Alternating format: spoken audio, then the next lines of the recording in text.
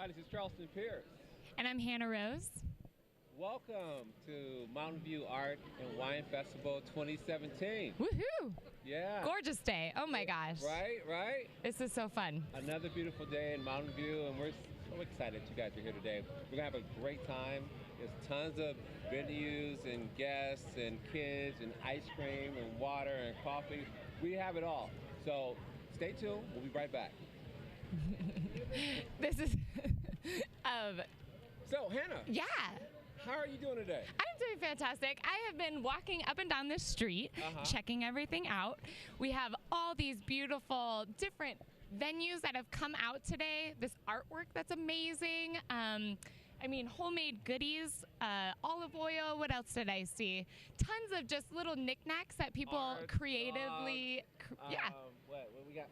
We got art right over there. I know. And Wells Fargo, so we can get some money and shop all day long. There you go. Multitasking. I like it. Here we are. It's an honor to be here. This is our first time, and I can tell you it's definitely cool. Oh, absolutely. I can't wait to continue to look at and check everything out. And we have some cool guests that we're going to be interviewing Yes, we today. do. Yes, we do. They're going to be telling us what's happening in Mountain View. And by the way, I used to live down the street on Middlefield in Awesome. Charleston and Palo Alto. So I used to come through here. I'm familiar with this. It's a town called Charleston Town. They didn't know it was my town, but it was. Anyway, we'll be back in a few minutes. Enjoy. Okay. Okay.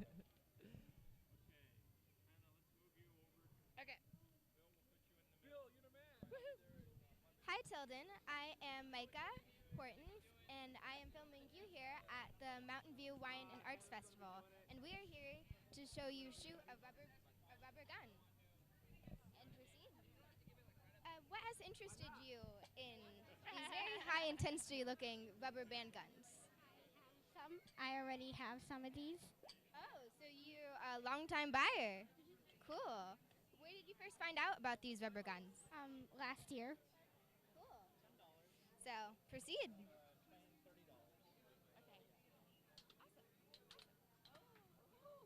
Nice. Your shot's a lot more accurate than mine. Where did you first find out about these? Did you find them at the festival here, or Last year. last year? Wow. Thank you for letting us borrow your time. I hope you enjoy your rubber guns. Thank you. Hi, I'm Renee Middleton here with Michael talking about his beautiful artwork. I caught my eye I'm a big superhero fan, and I saw the Detective Comics and the Batman, Superman. What got you into this? What got you into making 3D art of a comic book, and not just comic book too? But I see some of the eye tests and yes. So what got you into this? I had free time on my hands and always wanted to paint one myself, so sat down and started painting. And how long does it take you to make one of these? And which one is your favorite one that you've made? You know, it's hard to say. They're all my favorite because they're all my children, but I just can't answer that. But I mean, it takes me about 6 hours to paint one of them because I reverse paint on real thin panels of plexiglass. And so what was the first one you ever made? First one was this one. And why did you choose that one to be your first 3D painting? Because that was the last 10-cent comic, and I had it framed, the original comic, in my house, and I walked by it every day, and I could see the layers, and I thought, one of these days I'm going to paint you. That's awesome. That's awesome. This is really good. This is really beautiful. What other things do you like to do here? What of these ones right here? Which is like the. Well, I love the quotes. I love the Einstein quote's one of my favorites, but every one of the quotes is meaningful. So This is really I really like I'm really blown away by this one. I don't know why it's simple yet there's something more to it. Like I love this. There's this black and white painting that I don't know what it is, but it's hypnotic is the word. it is. That's my new abstract style that I'm working on. And how many styles have you done? So you've gone I would say call this one pop culture or Andy Warhol-ish or I don't know, but what abstract? So what other styles have you done? I've got the abstract. I've got the eye chart series. I'm doing a scientific series with periodic table and it's the layers for the geological time scale. Okay, that's cool. Yeah, awesome. Okay, cool. Well, again, thank you for your time. Hopefully, the best of luck. And I really enjoy this. Cool. All right, have a good day. All right. Hello, we are here with Bill. And Bill, can you tell us a little bit about what brings you to Mountain View here today? Okay, so I'm here today representing the Day Worker Center of Mountain View. I'm filling in for Maria Merrickman, who's the director of the Day Worker Center. Awesome. And so you've walked around, checked out the sites. What's your favorite thing that you've seen here so far today? I'm always amazed at all the arts and crafts that people come up with and the ideas that that people do to sell stuff. It's just sort of interesting. I really like just watching the people sitting at the booth and enjoying the nice weather. Good. And I know you're super involved with the community. You're a teacher. Tell us a little bit about that. I was on the board trustee of the Awesome. school board. So for 20 years. I'm not there now, but I can contribute now on the board of the Day Worker Center and also involved in Opera Song Up. Great. That's so awesome. Charleston, did you have? Well, I'm enjoying the conversation. Bill, once again, thank you. I'll share the mic with you. Is that okay? You can share, right? So, Hannah was saying that you have been a teacher. You're also an attorney, correct? Yep. Yes, I'm a patent. Okay, tell us about what inspires you to come back here every year. Oh, it seems to me I'm always manning the booth. Okay, for the Day Worker Center, I sit there maybe for an afternoon or morning and help distribute leaflets. Or during the political season, I'm often filling in with the League of Women Voters or for some of the candidates I support.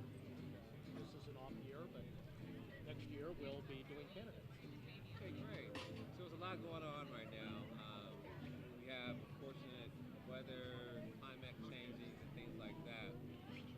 Are you guys doing anything to give back to those that are in need, like the Florida earthquakes? Yeah, so let me tell you, in the Day Worker Center, what we do.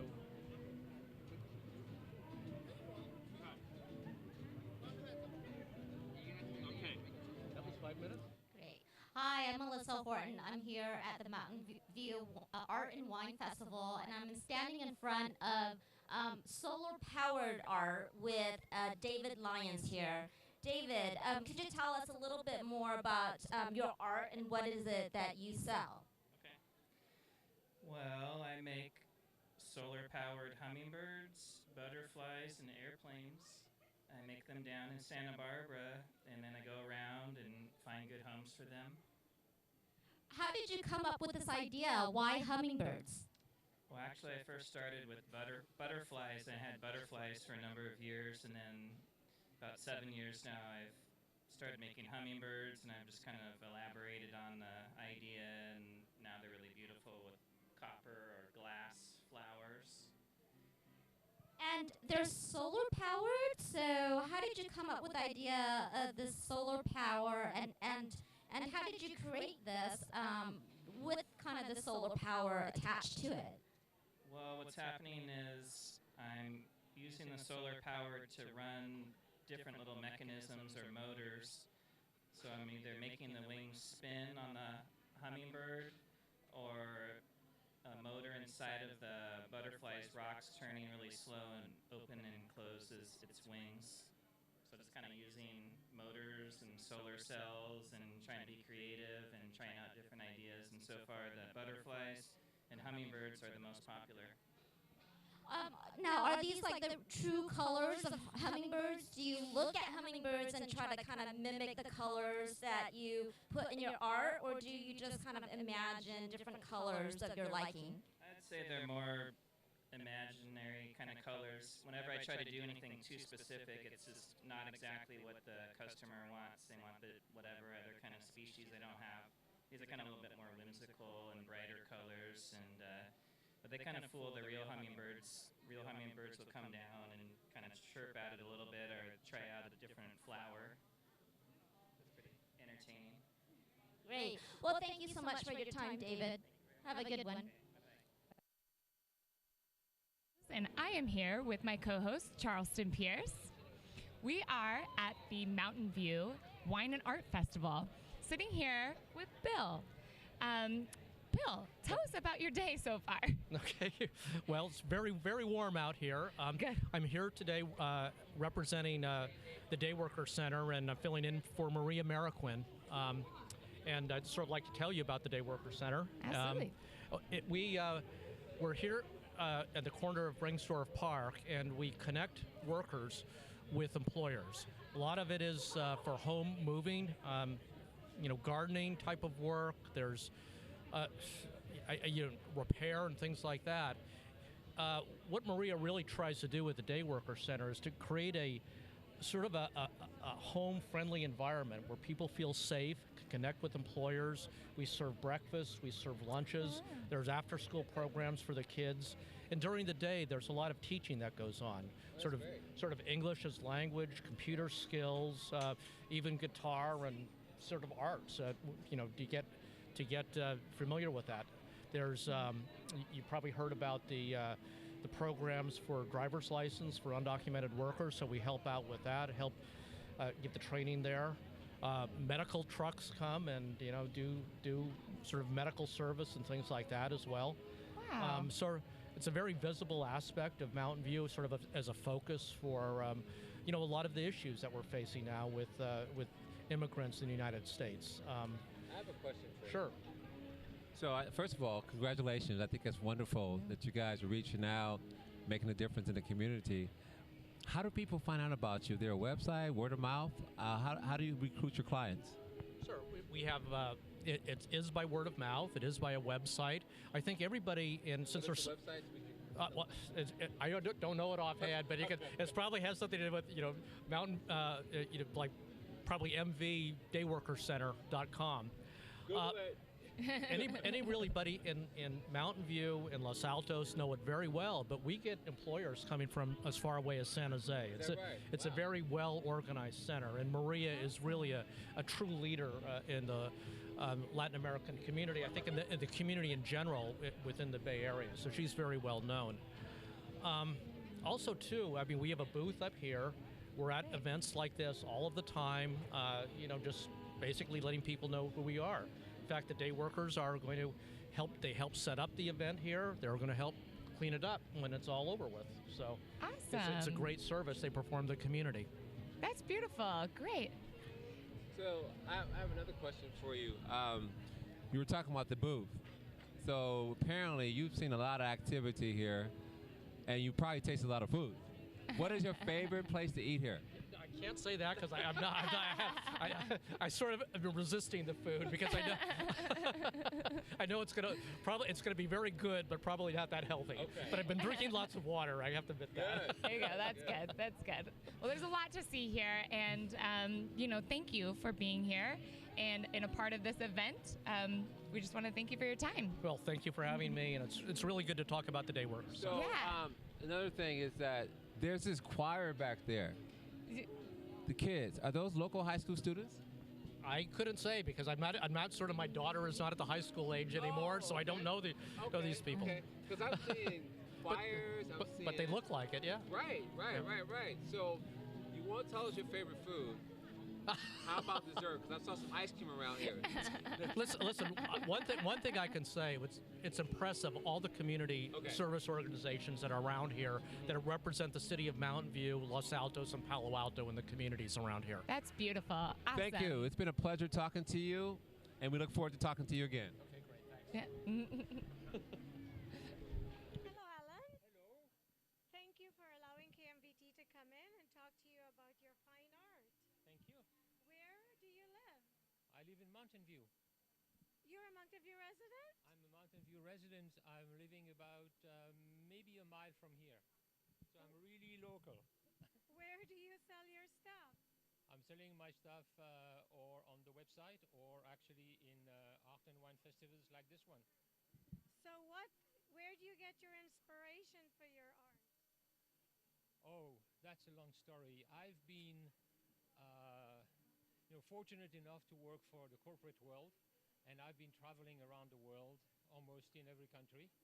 So every time that I go to a country, I make a tour and I put the images of the landscapes, seascapes in my mind, in my brain. I take sketches, take pictures, and when I come back, then that's exactly what you can see. I transfer my thoughts and my emotions put them on paper. That is hugely impressive. Thank so you. You have kept all these images in your head over a long period of time? Yeah, something like 35 years. I have a good memory. You do, I must say. And so do you have an art gallery studio in your home? No, unfortunately, that is that's one of the projects that I have for the future, having something that is more of a permanent exhibition of what I'm doing. The website is actually making that job at the moment. Well, I have lots of images in my mind, but I could never turn this stuff out like you have. Have you always been an artist in addition to your life in the corporate world? I think that I started to draw or paint when I was 6 years old. So that is really, really a long time. Yes, I've always been drawing or painting all my life. Naturally, you've never had classes? No, I'm totally self-taught. So I've never been to art classes. I just have that. My dad was a very good draw very well. So I guess I get that from him. But I've never been to any art classes. Just experiment, try, and that's the result. Remarkable. I am very impressed, as I'm sure other people will be. Thank you. The fact that you're self-taught, the fact that you've kept these images in your head over the years and then turned out these beautiful paintings. Which is your favorite, and which country did you see this image? I have one special painting which is right over there, which is the green one, yes. which is a lake called Lake Mustio. It's west of Helsinki in Finland, and it's a very, very special moment because it lasted for about 5 or 7 minutes. The lake was very warm from the summer, but the day is one of the very cold first day of the September. So the lake was actually evaporating, and it was a very special moment where you had complete mist and very clear foreground. And I was able to actually make that as a painting. Other than that, the California coast is just absolutely marvelous for painters. I love the California coast and Lake Tahoe. I am awed, and you are a very, very gifted artist. Thank you. It's very impressive what you've done, especially since you're self-taught and you've kept these images forever. I am very grateful that you've allowed KMVT to stop by and hear your story. And I hope that we get to see more of your art around. I hope sometime you can afford a place where we can walk in again and see them, and it's not an arts and wine festival. That would be a real dream for me, yes. That would be great. I'm working on it. Dreams come true, I know. Dreams come true. Thank you so Thank you much, very much. Alan. I'm very grateful. I hope I can afford one of your paintings. Thank you. Thank you so much.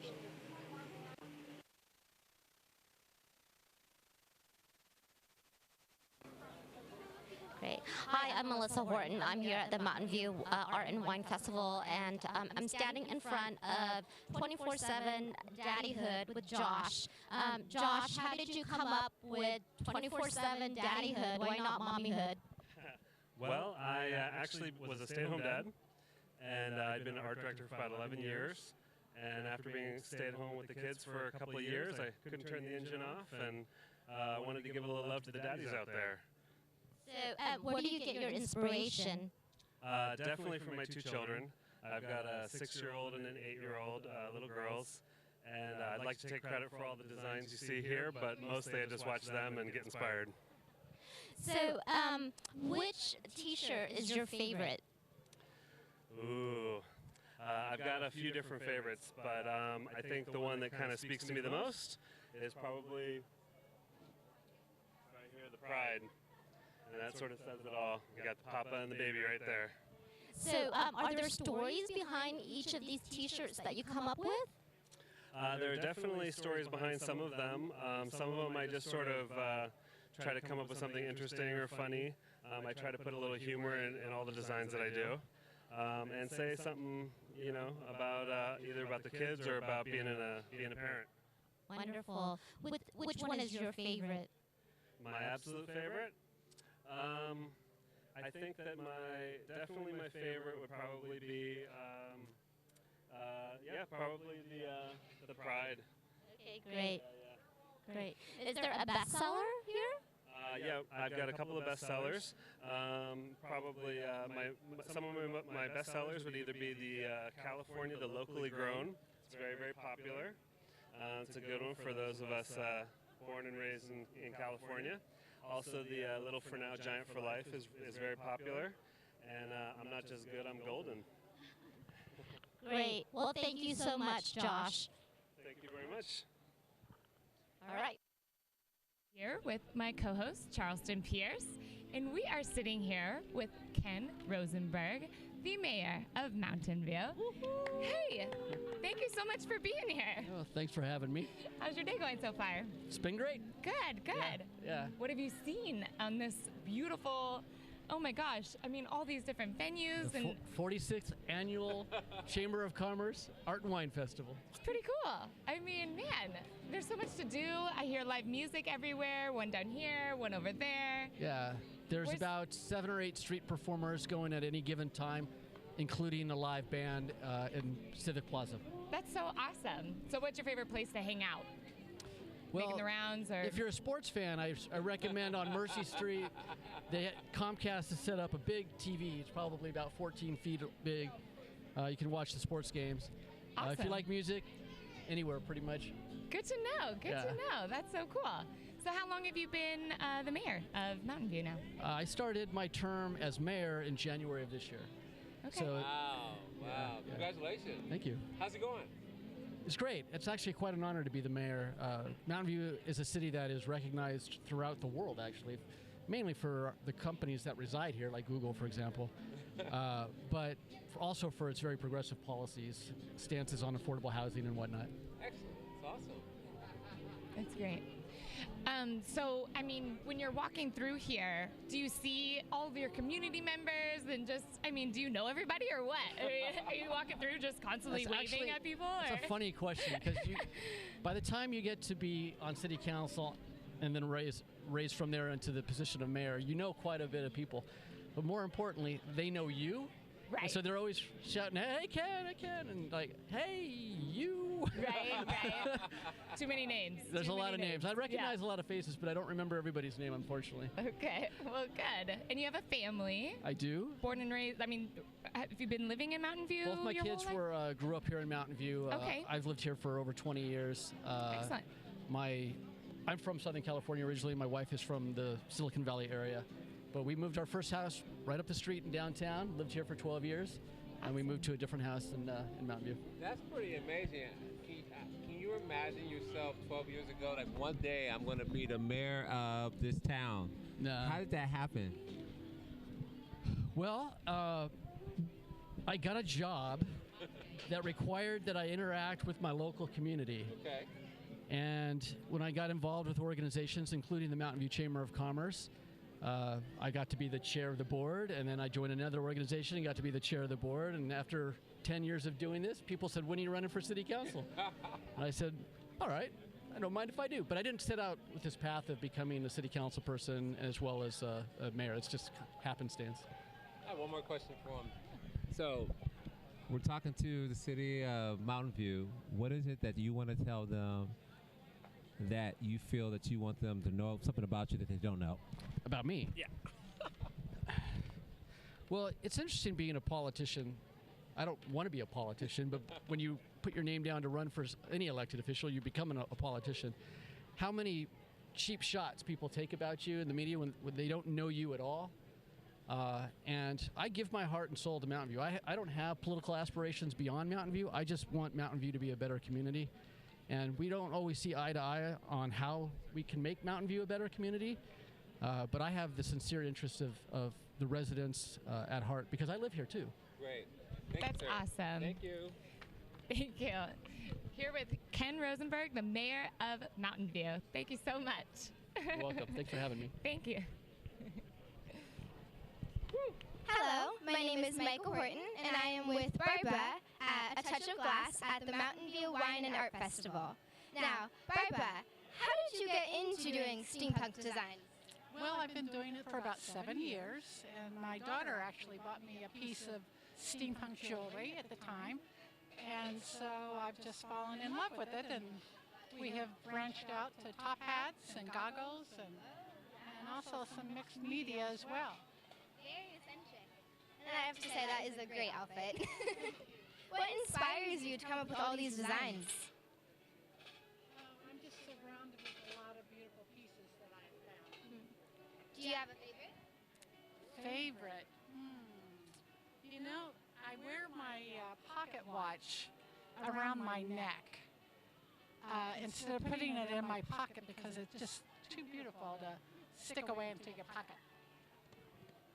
As being at this festival for a while, who buys these things? Have you have any funny stories of customers? Sure, there's plenty. Probably when we started out 7 years ago, most people would come in and ask, what's steampunk? Now, a good way of describing it would be it's a Victorian period. It's where the steam age merges with the industrial age, and then punk meaning current.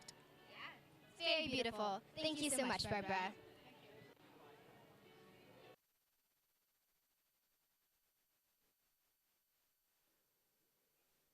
Well, hello, I am Jenny Lynn with KMVT, and your name is? Daniel Jarvis. Daniel, thank you so much for allowing us to come in and spend a few minutes with you to discuss this amazing work that we're surrounded by in here. How did you get started with this type of art, and what type of art is it?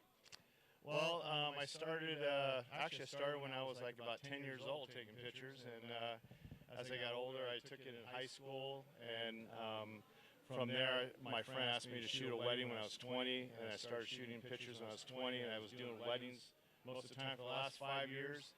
I started doing landscape stuff, and I entered fairs like San Mateo Fair, and I started winning awards, and I thought, well, shoot, I might start selling stuff. So now here I am doing arts and wine festivals. Amazing. Do you have a gallery where people can visit and see your work, or is this the only time you get to showcase your art? This is the only time. I have a website. Actually, it's down right now. I'm working on it, but I have a Facebook page that people can see it on a Facebook page. And what is the inspiration for the pieces that you choose? Inspiration. Well, it's kind of like it's an art. When I go around, I see something that I visualize in my mind that I like. That's when I go and take that shot. You're the second person we've spoken to this morning, second artist who said it has to do with what his mind. Right. That is correct. I guess that's where it starts for artists. What do you like, just doing landscapes, or do you ever do art with people? Well, I actually started doing wildlife, like you see the eagle over here. This is a Milpitas eagle. She's the female, bringing in a striped bass to the eaglet. That actually inspired me to start taking a picture of wildlife. So that's a new thing now I'm doing. It's beautiful. Which is your favorite piece? Clearly, these are all beautiful because you've chosen to turn them into what's hanging on the wall here. But if you had a favorite piece of your work, which one is it? Right, and is it here? It's right behind me. Oh, this one right here, Salt Pond. Okay. It's in Tell us why. Well, it's the way the light hits it. Last year when I was here, I actually had the smaller one here. It was sitting over there, and the sun hit it, and it lit up the water, and the sun just lit up, and it just became my favorite piece. And now I have one in my living room. I love it. It looks like particles of gold are floating on the water. Right. And that is just a reflection of the sun. That is correct. Like I said, this one here was taken at Salt Pond in Kauai. So. Well, I could understand why that's your favorite, although they're all beautiful. The piece next to it, can you tell us the story behind that one? Well, that one there, I actually I went on a photographer tour in Arizona. It was Antelope Canyon, and I took over like 200 shots, and I actually went in with the Indian guide that took me through it. He stopped all the tourists that were in there so I could get my shots, and that was that's actually another one of my favorites as well as this one, but this was actually my first top one. But yeah, it's this one here. I looked up and I saw the way the light was coming in through. And that's what made me want to take that shot, and that's I call that one Canyon Light. They're all amazing. Am I allowed to have a favorite? Sure. My favorite is behind our camera guy, the one that looks like rock with a light running down the middle.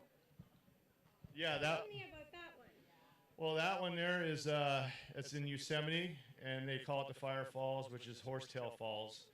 And it's a phenomenon what happens the last 2 weeks of February when the sun goes down, approximately 5:45.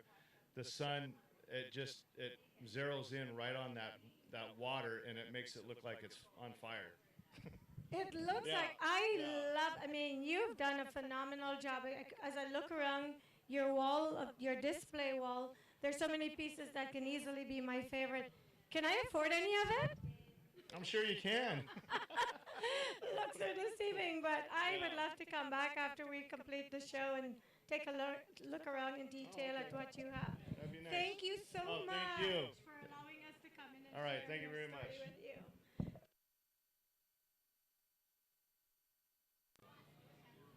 Hello, I am Michael Horton, and this is Tony Lee, and we are at the Mountain View Wine and Arts Festival. Tony, how have you gotten into insect capturing and putting them into very lovely pens and displays? Well, we actually started by selling to schools, local schools, for the science department, and it just expanded from there. Oh, cool. May I ask, what material are these bugs captured in? It's encased in acrylic, and our company actually raises the majority of the insects. Oh, so you grow the insects, and that's very interesting. So,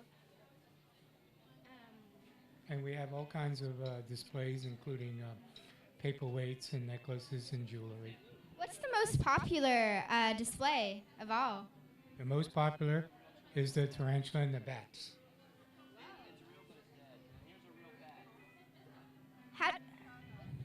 Who produces the pens and the acrylics for you? Or do you produce them yourself? Yes, we do.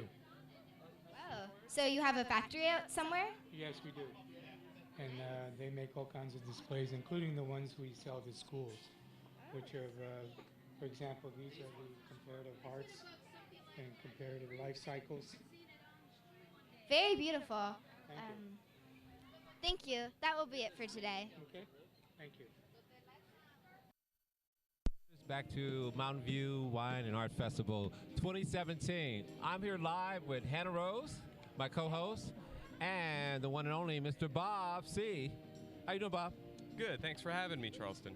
We're glad you're here. You're the man. You're the co-chair. Tell us about this event, how it all started, and who was the one, the architect, to get everybody on board? Because this is really a great team effort. Yeah, sure. The Art and Wine Festival, this is the 44th one. It's been in Mountain View.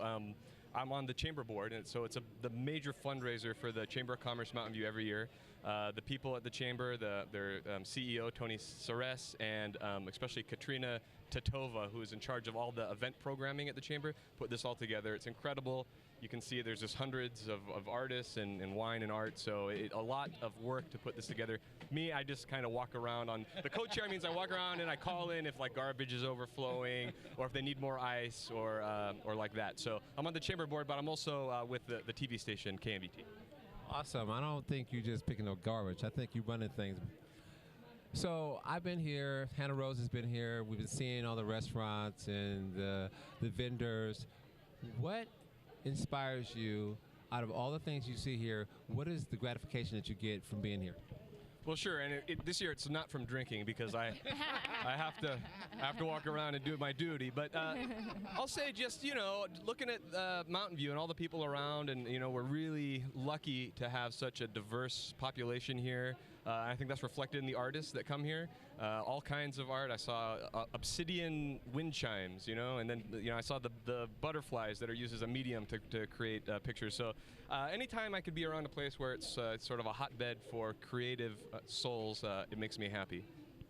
That's awesome. What's your favorite? I mean, I see many different bands playing. I can hear them down here, hear them over here. I mean, diversity in music as well. Oh, absolutely, and I love music. I used to produce a show at KMVT just for fun, bringing live bands in.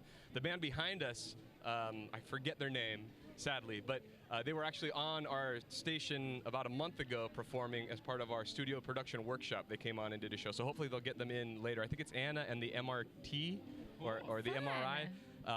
And they're really awesome. So yeah, a lot of great street musicians as well. And then there's also a main stage where they're playing, like rock classics. But I just walked fast past that one. That's awesome. Great. And working with this TV station, I mean, man, that's pretty cool. What inspires you to be a part of this team? It's the same thing. I mean, it's being around creative people. So I've been at KMVT for a number of years. I've been the executive director for almost 2. And if we were able to turn the cameras back around and show the viewers who we're putting together, this is all volunteers. So we have a small staff, but all the hard work, all the great camera work, all the audio production goes into it is done through volunteers. We just got done with summer. We have summer camps for middle schoolers. We have that for 9 weeks. We put about 300 kids through our camps, and a lot of them stay involved for years and years afterwards. Some of them, you'll get a 13-year-old producing and directing a crew of adults is a lot of fun. I think that's super cool. I was watching that you have a TV production workshop for kids. How do kids find out about this, and what kind of kids do you recruit? Do they have to be artists or just normal kids? That's a great question. So I would say for kids and adults, you can be the artistic type, or if you want to be in front of the camera, the performing type, there's room for that as well. And then if you're more just sort of a nuts and bolts audio video geek, there's people like that too. So our volunteer community is made up of the very creative on-camera types and the producers with the ideas, but also people who want to just come do an audio board once a month or do camera for a music show. So it takes both sides of it to make a TV show, and we're very lucky to have plenty of all. Yeah, I mean, they didn't have that kind of stuff when I was growing up. I think it's super cool. I think that a lot of towns should take note of what you guys are doing here. The most impressive thing to me is that it's free. There's no admission to come here, right? Oh, for the festival? Yes. Oh, that's right. You come in, but it is a fundraiser, so people come and it's free, and then you got a little more money to spend on a glass of wine. Right. Hopefully people are visiting the artist booths and buying some art that they like, take it home and hang it on their wall, or, use it as target practice on their back fence. But, something. I've come to art and wine festivals with my wife. I don't think we typically don't go home empty-handed. Right. So it's good to support the artists, but it's also good to support the Chamber of Commerce by having a glass of beer. Congrats to the Chamber of Commerce. They're doing a great job. This is the Mountain View Art and Wine Festival, right? And I have not seen wine yet. So for all you out there that like wine or Yeah, you're slacking. You got to get on that. I got to get some wine. How much longer the show goes? Man, we're so happy that you came by to see us. Thanks for having me. We hope you have a great day. You want to say anything else to this cool guy? Yeah, well, I was curious to join the program that you have for the station. How do they find you? Sure. So our website is KMVT15.org. All the information is there. And I always recommend to take a studio workshop and kind of learn the nuts and bolts, meet your first group of friends. And then we have about 25 independent producers. KMVT has no editorial control over the shows, and they need help. So if you come take the workshop, you're going to find yourself crewing on a show pretty quickly. Wow, how exciting. That sounds like fun, huh, Hannah? I know. We want to do that. We want to do it. For sure. Man, that's so cool. And all ages, anyone. Yeah, we have so it's usually adults, but over the summer it's geared towards middle schoolers, but we also do a lot of on-site productions where we'll take remote equipment and teach even younger kids right there at their schools. That's so great. Thank you so much, Bobby. I'm taking your mic. I'm pulling your mic. But hey, man, thank you so much for being here. Thank you for the information. From my co-host to me, we appreciate you. We honor you. Thank you, guys. Stay tuned. Nice hat. I like your hat, too. But you got yours from Spain. Edgar, there's a chair there for you.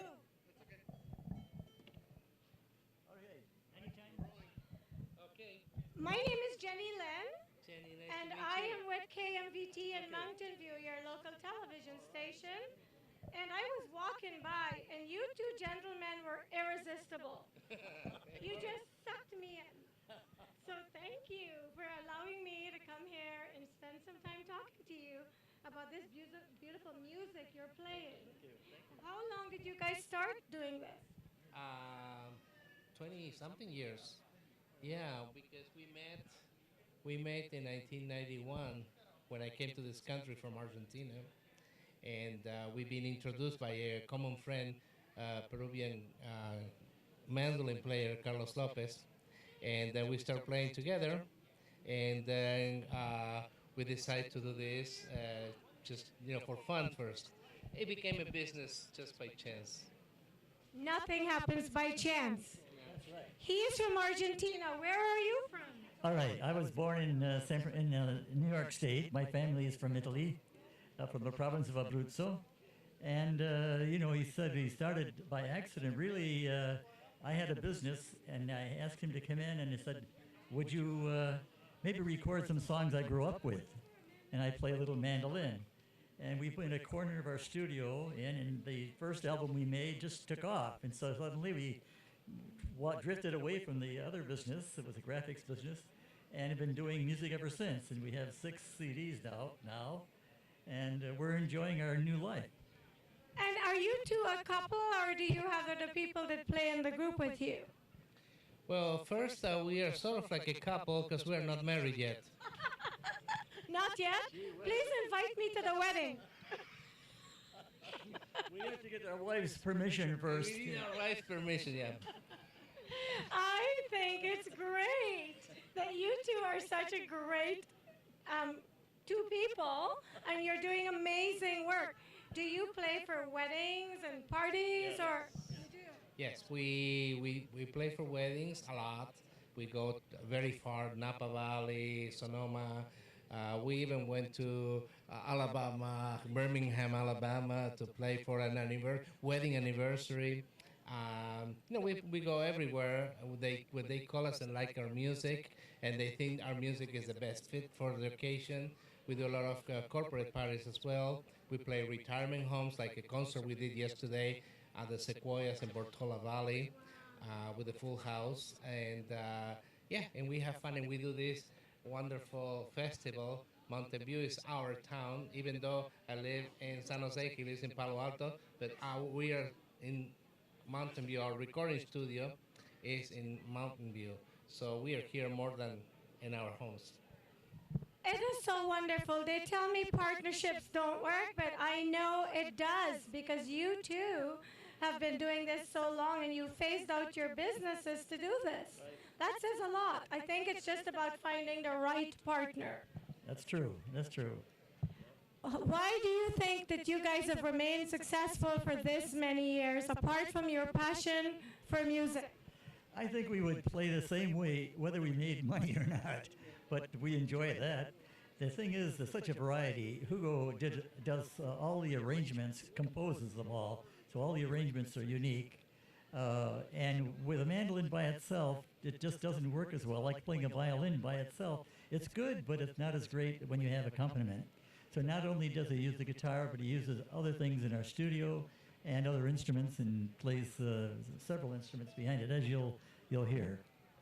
Well, you gentlemen are so fabulous. Will you please serenade me? Can I just sit here and be serenaded? Definitely. Go for it. Thank you. I can't wait. I'm just going to sit here and enjoy. All right. Maestro, what do you want to play? What are you going to play for the lady? Volar is good. Okay. It means to fly. His sweetheart just said yes, and so he's flying. Yes. Yes.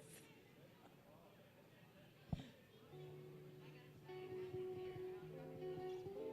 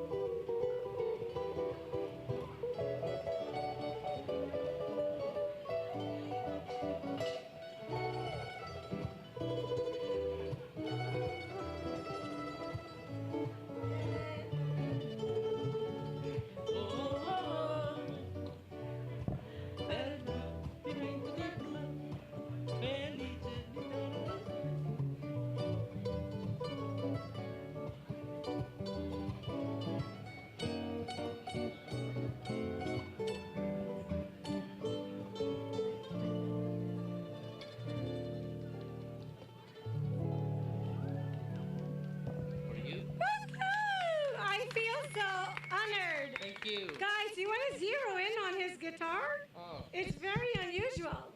Yeah, this is it's called the silent guitar made by Yamaha. Okay.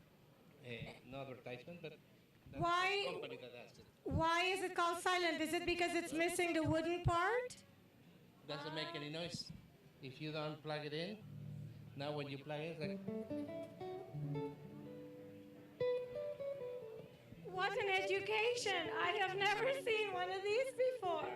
It's good to have this kind of guitar first because I discovered the sound really good. It's easy to play, and also you can take it apart, and it fits in the compartment of the plane. That was the main reason why I bought the guitar. But since I discovered that the guitar sound good, it's that my main axe right now. Awesome. I feel so privileged. And thank you for that beautiful song you played for me. Thank you so much. This is an old mandolin. Oh, this is an old mandolin. 1910 at least. 1910? Yes, yeah. You're playing an antique? An antique. An antique is playing an antique, yeah.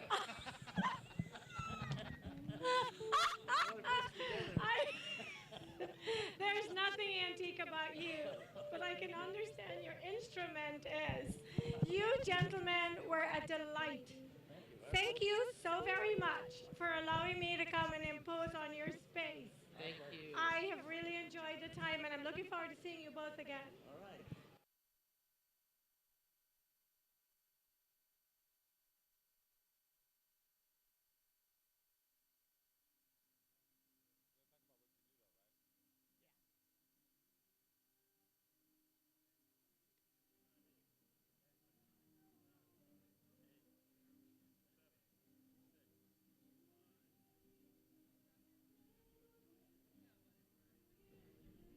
Hello, Hannah Rose here with my co-host Charleston Pierce, and we are again live at the Mountain View Art and Wine Festival. We have Bruce Humphrey here, the program director of Mountain View Leadership. Am I saying this correctly? Leadership of Mountain View. Okay. Tell us about your program. This sounds awesome. It is. It's Leadership Mountain View is a 9-month community-based program that is run by the Chamber of Commerce. And what Leadership Mountain View tries to achieve is we are helping people become better leaders through service and the community. So each program day, we start in September, end in May, and we meet once a month and various locations throughout Mountain View. And we meet at different businesses, we meet at the city. Our attendees have the opportunity to meet the council, city council and government and learn how that works. We go to El Camino Hospital. It's just a great program for people that are community-minded, that live in Mountain View, and it gives them an opportunity to get a 360-degree look at the city from, nonprofits. We take them to the local schools, the elementary school, the high school, so people learn all about Mountain View and hopefully come out ready for community service and becoming better community leaders. Wow, that's awesome. Really cool. I've never heard anything like that. So when you're going around to these different, locations, are these locations that are looking for volunteers, or they have, opportunities for people to grow within that kind of an organization, or you're just learning in general what they do and get inspired? I think it's a little bit of both. I mean, we take people to the Day Worker Center, for example. And they get the opportunity to go there and check out that organization. CSA is another organization. And so some people may not even know that they have an interest in what these different organizations do, but they get exposed to them. Okay. And so it's kind of inspiring because you will see a person that they know what their community service project is going to be. We also make them do a 10-hour community service project that benefits the city of Mountain View. And so they come in thinking, okay, I know what I want to do. And then they go to these different agencies and they're like, oh my gosh, this is so awesome. Maybe I want to do my community service project here. One example is I completed the program in 2015, and a group from my class built like a community garden at the Day Worker Center. They had no idea that that's what they were going to do to help the community when they started Leadership Mountain View, but that's what ended up, and it's a byproduct that continues to help and continues to grow. That's awesome. Wow. Cool. Is this a vegetable garden or flower garden? It's a vegetable garden. It is? Yes. So it's giving back continually every year? Absolutely. I love Absolutely. And then, you know, we have some terrific sponsors like Microsoft and Google and LinkedIn and Synopsys. And to be honest with you, thank you to all of our sponsors. But but to be honest with you, you know, we live in a very fortunate community where we have lots of jobs and opportunity for lots of people, and so. The companies in Mountain View take their corporate social responsibility very seriously, and are some of our hugest supporters. And they always send people through the course themselves. So we are getting ready to start our next class on the 29th of September, and we have 34 participants. So we've got people that from Google, from LinkedIn, we've got small business owners, just people that want to get connected to the community and are interested in service. That's awesome. And the age range varies? Well, yes, it varies. We generally have an older crowd, but my last class, I had a young lady who was just finishing up her master's in public administration, and she's like, you know, I feel a little disconnected from my community. I live in Mountain View, but I don't know what's happening. I don't know how I can help. I don't know how I can serve. So, yes, we have a wide range of folks that come through Leadership Mountain View. I just saw one of my previous students walk by, actually. And so it is an opportunity that allows a cross-section of our community to get together and really kind of synergize and play off of each other. And one of the key things that I tell people is the main takeaway is, for example, last year we had 32 students, and you have 31 opportunities to build your network. And what I mean by a network isn't finding your next gig. A network is building a base of information that you can share with other people. And if you're utilizing your network properly, all of those other things will kind of happen organically for you. So that's one of the things that I try to tell people too, is that, you know, the networking is a part of it, but you never know what comes out of those relationships, and it's a relationship-based program. That's so awesome. I agree. Thank you for being a rock star. We appreciate you. Get you a drink and have some fun. Okay, thank you. Thank you for being here. I appreciate being here. Okay. Good job, Bruce. Thank you. I was going to say, what was the way you did that? I said, what was the sponsor you did that? So I'm like, hey, my job easy. Okay.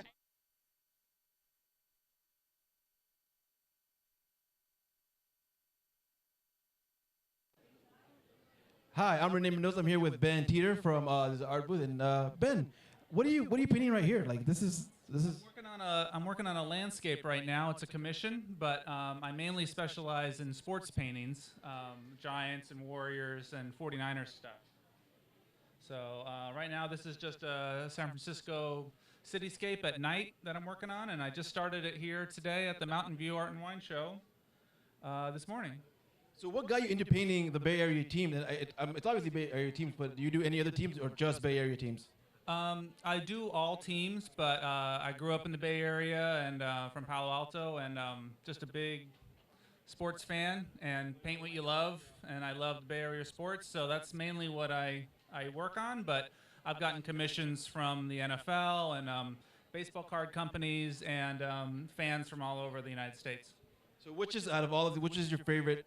What first? All right, let me start again. What was the first thing? What got you into painting the sports teams?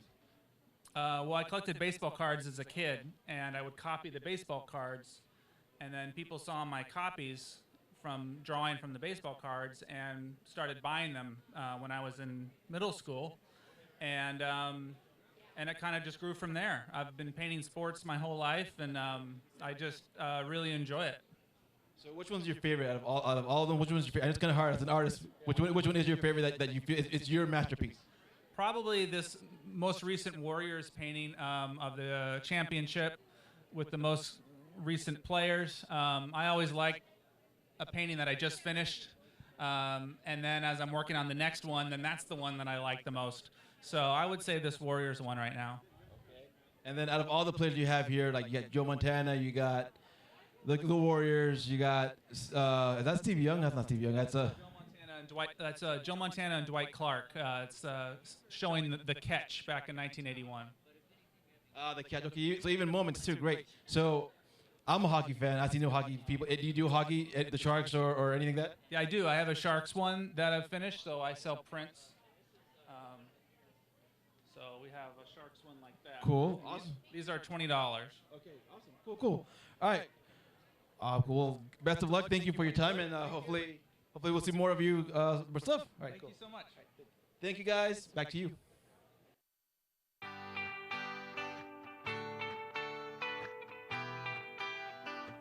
KMVT15 has been serving the community since the late 70s and became a nonprofit community media center in the early 80s, bringing you local television programming from local volunteers.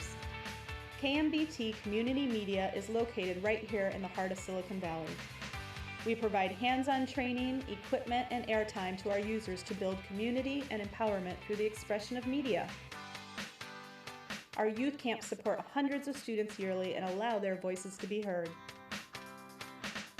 KMVT has well over 100 volunteers of all ages who come into our studio each and every month to produce local programming. Programming ranges from talk shows on community issues, cooking shows, local artists, magazine news programming, and live entertainment, and much, much more. We cover over 100 sporting events, including football, softball, baseball, volleyball, and basketball. We also cover local events like the Art and Wine Festival, Veterans Memorial Day, and the Spring Parade. KMVT provides coverage of local elections, debates, and candidate statements. We offer something for everyone, whether you're a youth, adult, senior, a nonprofit business, or even a for-profit business. So why is KMVT important? Because it's programming like this that brings a community together. We also provide full hands-on training for all ages in studio production and field work, graphics, editing, and an understanding of media in a world surrounded by noise. So we ask the next time you turn on your television or you want to support an important cause, think KMVT15, your local community television station, bringing the community together through all forms of media. Support community media and television today.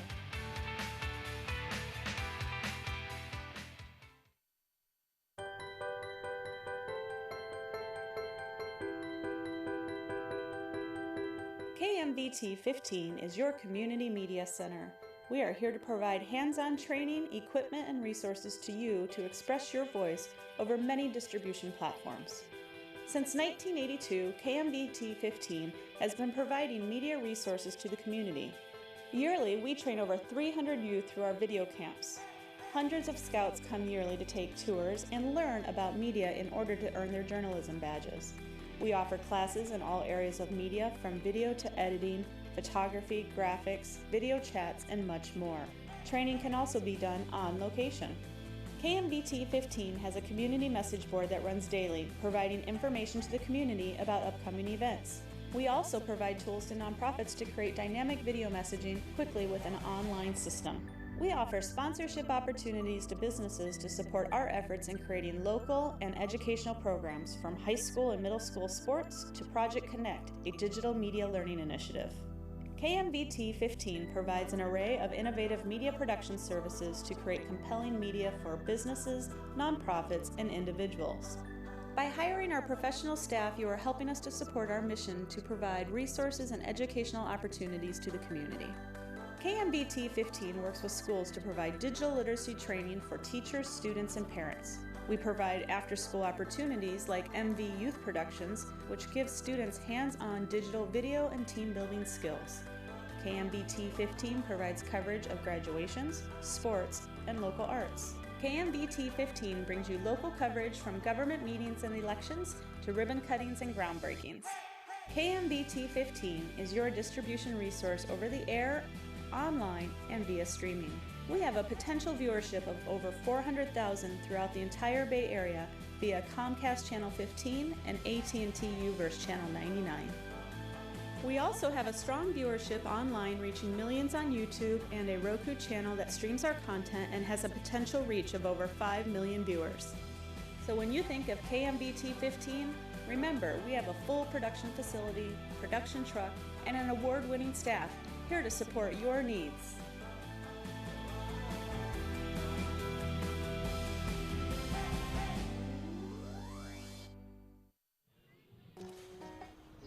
Here we are live at the Art and Wine Festival, getting our groove on.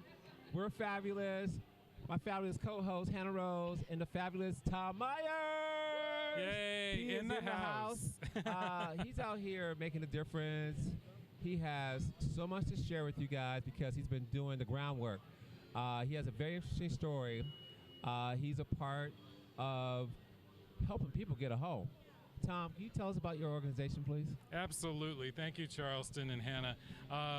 Yes, Community Services Agency, and a lot of people here in town just know it as CSA, has been around for 60 years. Wow. And in the 60 years, things have changed. But during all of that time, our goal has always been to serve people in poverty. Beautiful. Yeah, so 60 years ago, doing that meant serving farm workers here in the community. But today, that means serving people who are homeless, low income, not able to make ends meet with the jobs that they have. Many people in town know about our RV situation. We've got RVs lining the streets. Wow. And we've got outreach that's going on to folks that are living in RVs to try and get them into homes. Wow. So what are these people's stories? I mean, how did they get to that? Were they part of the community? And Absolutely. A big fallacy around here, I think, is that homeless people come from other places, and they don't. In the last homeless census that was done, over 80% of the homeless people in Santa Clara County are from Santa Clara County. Wow. So it's people who are falling through the cracks. We currently have a real housing crisis going on in the Bay Area, and nowhere more acutely than right here in Mountain View. We've got astronomical rents and people unable to make ends meet. You need to make, a six-figure salary just to survive. And unfortunately, our service sector employment just doesn't keep up with that.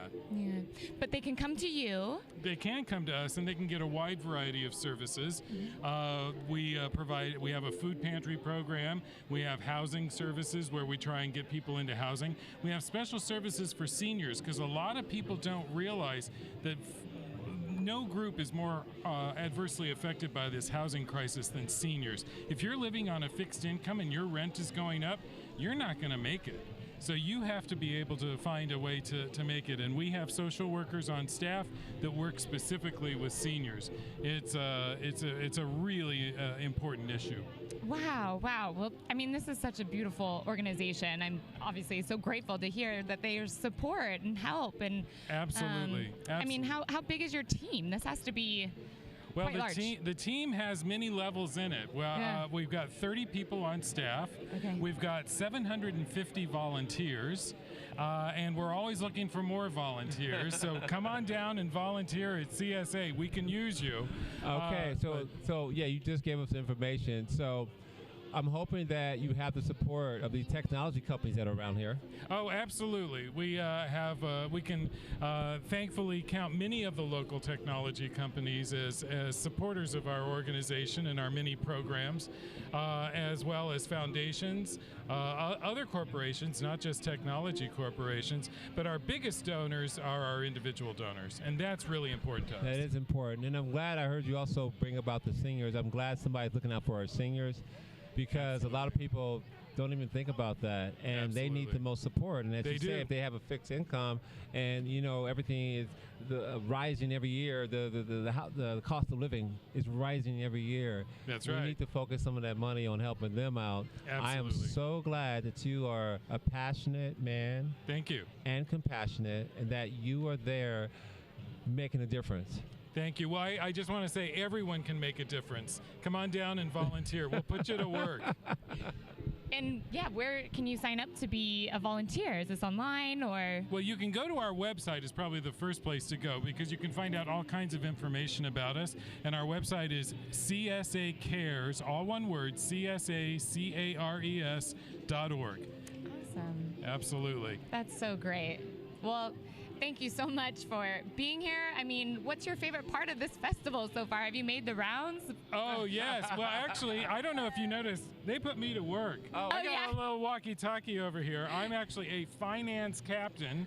So, yeah, my job is to make sure things are rolling smoothly in the booths. Oh, so, awesome. Yes. Okay. So, because look at you multitasking. That's right. In addition to being the executive director at Community Services Agency, I'm also on the board of directors of the Chamber of Commerce. So, Great. yes, so they definitely keep me busy. Right. That's for sure. I got a question for you. When do you sleep? When do you have fun? I hope you've been taken care of at home. Yes, exactly. Absolutely. Well, you know, one thing I always stress to the people who work with us, because the issues we deal with can be very difficult to deal with, is you do have to take care of yourself. You really do need to make sure you're taking vacation, taking time for yourself, time with your family and your loved ones. Very important work. And we need everyone there and everyone firing on all cylinders because the work is so important. Right now, more than ever, with this affordable housing crisis that we're dealing with, we really need not just our staff and our volunteers, but everyone in the community to be paying attention to this issue. That's beautiful. Well, our prayers are with you. Thank you, Charles. God bless and continue to doing what you do to inspire lives and to encourage lives. And when you feel tired, think about me and Hannah. We'll be smiling, going, "Go Tom! I like you guys. You're the dancing folks. I like that. I mean, how do you not? Yes, We have exactly. a ukulele right behind us. I know. This is like so, Have ukulele, we'll dance. Yeah, there you go. There you That's go. right. Well, guys, you heard it live. Mr. Tom Meyer, this is Mountain View Wine and Art Festival. I said San Francisco because I'm from San Francisco, but I love the South Bay. We thank you, and God bless America. Thank you. Hey, man, I love your hat. Thank you.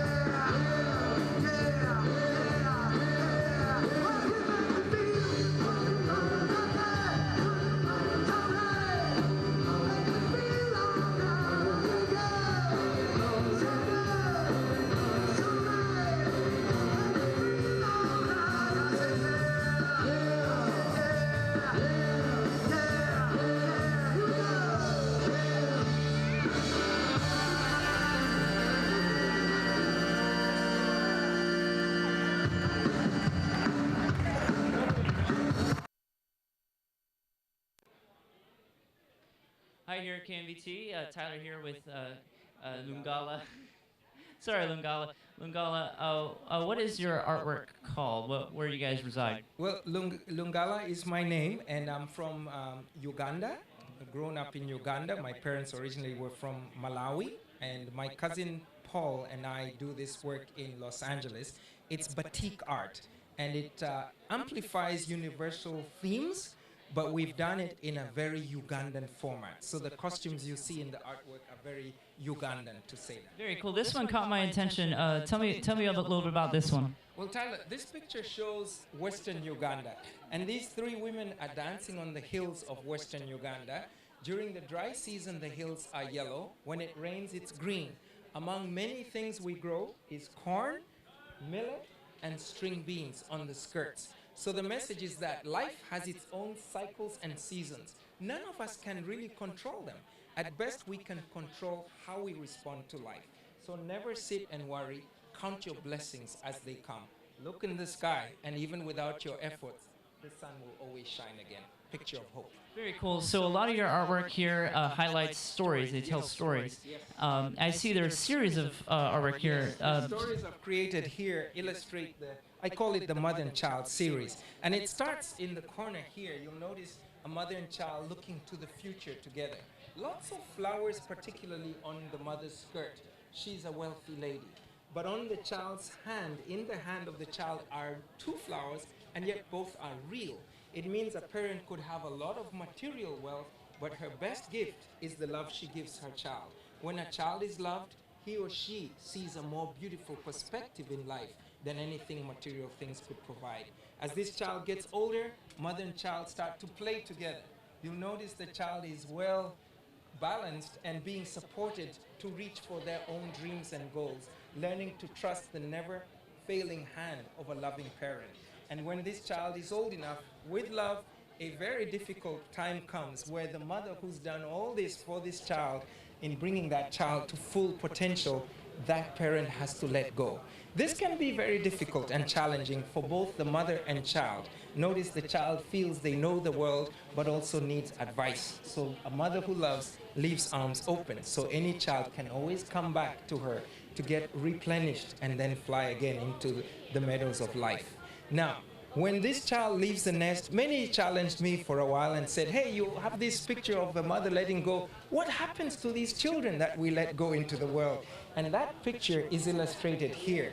When any of us grows up into a young adult, we all want to go into the world and figure out what we want to do.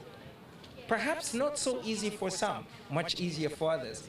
It's almost as in this metaphor, like we are all sent out to find our own drums. All these drums here represent life's choices and opportunities. Notice the drummer is ignoring the drumstick and is playing two drums with his bare hands, and they're the only two that are not just near him, but they exactly match his hat. These three are slightly off color and they got ignored. These are fancy but not functional for his intentions. And all of us have different opportunities, whether it's where to live, what career to pursue, where to raise family, who to befriend. With all the multitude of opportunities we face in life, only few things truly resonate with who we are. And when we have found our drums, it's up to us to play them. Play your drums, and I promise you, the world will dance to your music. Well, that is an incredible testimony. Thank you so much for sharing with us, Lungala. Lungala, before I let you go, do you have a website you'd like to share? Yes, we have a website, and it is N for Nancy, ZALAMBA. Again, Nzalamba, NZALAMBA -artworks.com. All right, you heard it here. Thank you so much. We'll send it back to you guys.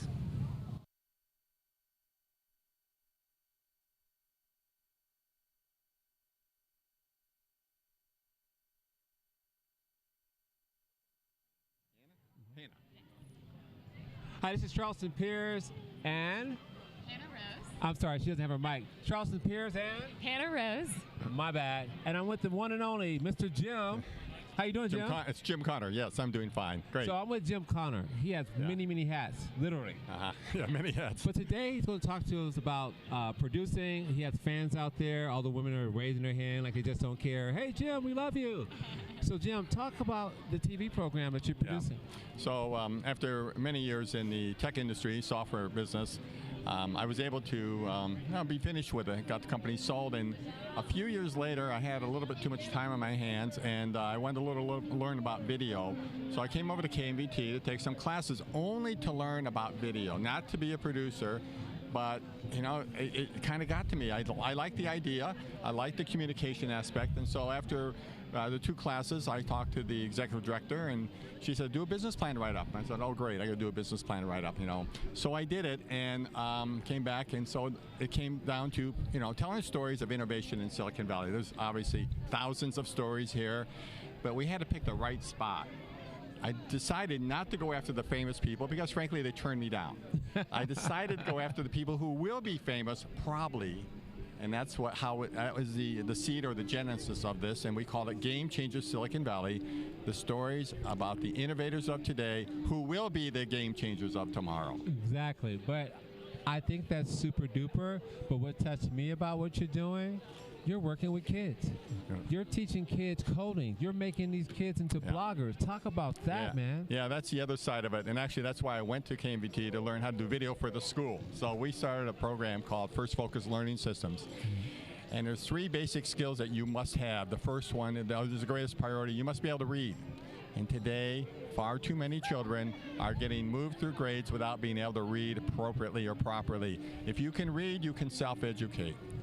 Now the next key skill is to write. So if you can write, you can communicate with the world, your ideas, your boss, your company. The horizons are almost unlimited. And the final one, the cherry on the cake, is if you can code, the universe is yours. Beautiful. So that's beautiful. the sequence we teach. I love Reading, that. Writing, coding. I like that a lot, and that's very important and true as well. I work in the school district, and I meet a lot of kids that are just being pushed through each grade. But when I sat down and talk with them about writing their essays or going over their work, I find out they can't read. And I'm like, wait a minute, you're in 8th grade, going to 9th grade, and you have a challenge. So there is a disconnect, and we gotta find a better way. I know Hannah has some questions, but keep doing what you're doing. Okay. Well, I just think it's great that you inspire kids to want to try to be creative and talk about a story that, you know, they're trying to share with the world as blogging. I mean, that's pretty cool. I can only imagine what you're reading. I mean, what do they talk about? What do they post? Well, usually they start about relatively, for us, mundane things. Their dog, the vacation they took. But, and this is a challenge on the coding side. I'm getting a little ahead. When you say we're going to code, they go, oh, great, I want to put a picture in, I want to put a link to YouTube. I say, wait, you have to tell a story before you put that in. That's where the rubber meets the road. And so we actually start the coding class by letting them have some fun and then say, now let's tell the story about it. And they've had a taste of their name on the web page and their pictures or maybe themselves or something like that. We do 4 pages in a class, an about page, and then something about the topic. And I'll give you an example. Someone did one about birds, so she did one about parakeet, and another bird, I can't remember the name, and then an overview of exotic birds, okay, and then the about page. And it came out to be very good, and she was into it, so she did the research, and she got into it, and we just helped, format the pages and so on like that. But it came down to helping them to learn how to tell the story. It's a big skill. We see a lot of adults don't have it. We see a lot of entrepreneurs struggle to get it. We want to teach it early. That's awesome. And what kind of ages? Well, in the reading, we start with kindergarten, and we will do pre-K, but kindergarten's the right place to start, and that goes up through the 3rd or 4th grade. Writing is roughly 2nd grade through 5th grade, could go to 6th, and then the coding starts around the 4th, but more likely the 5th grade. Awesome. And do you have a website for people to come check it out? Yep, firstfocus.com, and I'll add that every teacher is on there in a video. So if a parent is thinking about a class, you're going to see the teacher or one of the teachers speak about the curriculum and what they do in the class. That's so awesome. Thank you for your time and joining with us today and teaching us about your program. Thank you for giving me the opportunity to speak about it, and thank you for being out here on a nice warm day. You guys are doing a great job. And I guess there'll be a paycheck for you at the end of the day. Thank you. Thank you. Well, hello, I am Jenny Lynn with KMVT, and your name is? Daniel Jarvis. Daniel, thank you so much for allowing us to come in and spend a few minutes with you to discuss this amazing work that we're surrounded by in here. How did you get started with this type of art, and what type of art is it?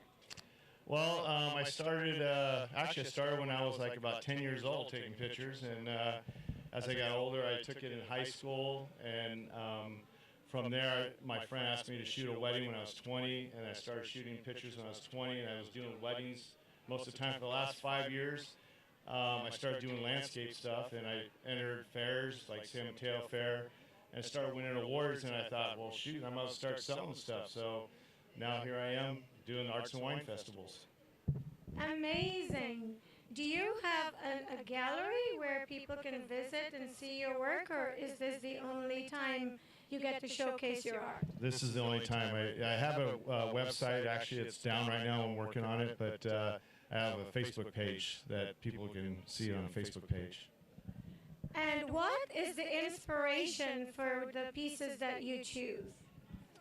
Inspiration. Well, it's kind of like it's an art. When I go around, I see something that I visualize in my mind that I like. That's when I go and take that shot. You're the second person we've spoken to this morning, second artist who said it has to do with what his mind. Right. That is correct. I guess that's where it starts for artists. What do you like, just doing landscapes, or do you ever do art with people? Well, I actually started doing wildlife, like you see the eagle over here. This is a Milpitas eagle. She's the female, bringing in a striped bass to the eaglet. That actually inspired me to start taking a picture of wildlife. So that's a new thing now I'm doing. It's beautiful. Which is your favorite piece? Clearly, these are all beautiful because you've chosen to turn them into what's hanging on the wall here. But which, if you had a favorite piece of your work, which one is it? And is it here? It's right behind me. Oh, it's right here, Salt Pond. Okay. Tell us why. Well, it's the way the light hits it. Last year when I was here, I actually had the smaller one here. It was sitting over there, and the sun hit it, and it lit up the water, and the sun just lit up, and it just became my favorite piece. And now I have one in my living room. I love it. It looks like particles of gold are floating on the water. Right. And that is just a reflection of the sun. That is correct. This, like I said, this one here was taken at Salt Pond in Kauai. So. Well, I could understand why that's your favorite, although they're all beautiful. The piece next to it, can you tell us the story behind that one? Well, that one there, I actually I went on a photographer tour in Arizona. It was Antelope Canyon, and I took over like 200 shots, and I actually went in with the Indian guide that took me through it. He stopped all the tourists that were in there so I could get my shots. And that was, that's actually another one of my favorites as well as this one, but this was actually my first top one. But yeah, it's this one here, I looked up and I saw the way the light was coming in through, and that's what made me want to take that shot, and that's I call that one Canyon Light. They're all amazing. Am I allowed to have a favorite? Sure. My favorite is behind our camera guy. The one that looks like rock with a light running down the middle. Yeah, Tell me about that one. Well, that one there is, it's in Yosemite, and they call it the Fire Falls, which is Horsetail Falls. And it's a phenomenon what happens the last 2 weeks of February when the sun goes down, approximately 5:45. The sun, it zeroes in right on that water, and it makes it look like it's on fire. It looks like, I mean, you've done a phenomenal job. As I look around your wall, your display wall, there's so many pieces that can easily be my favorite. Can I afford any of it? I'm sure you can.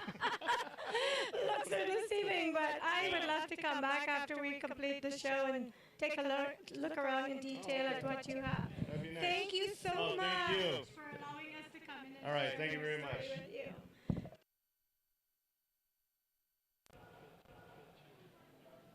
Hi, this is Melissa Horton at the Mountain View Art and Wine Festival, and I'm here with Erica from Elka Herbals. Erica, thank you so much for joining us.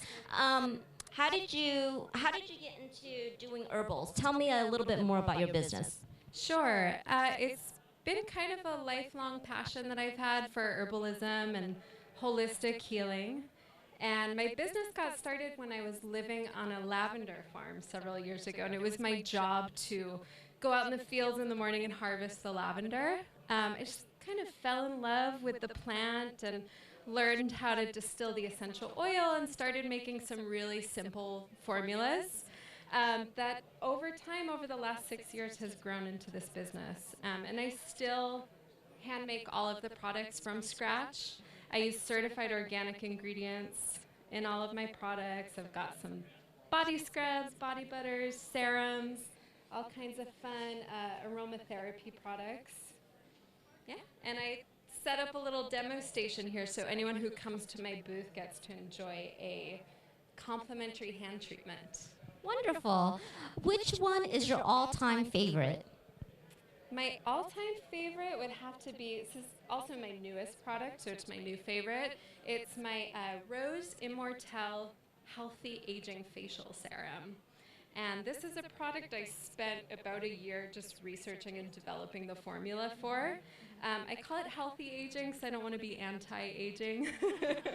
It's got just a blend of really natural, very nutrient and antioxidant-rich ingredients that help give a beautiful, healthy complexion, can reduce fine lines, sun damage, all kinds of things. And it smells and it feels wonderful. Yeah. Yes, it definitely smells wonderful here. Do all of your products have lavender in it?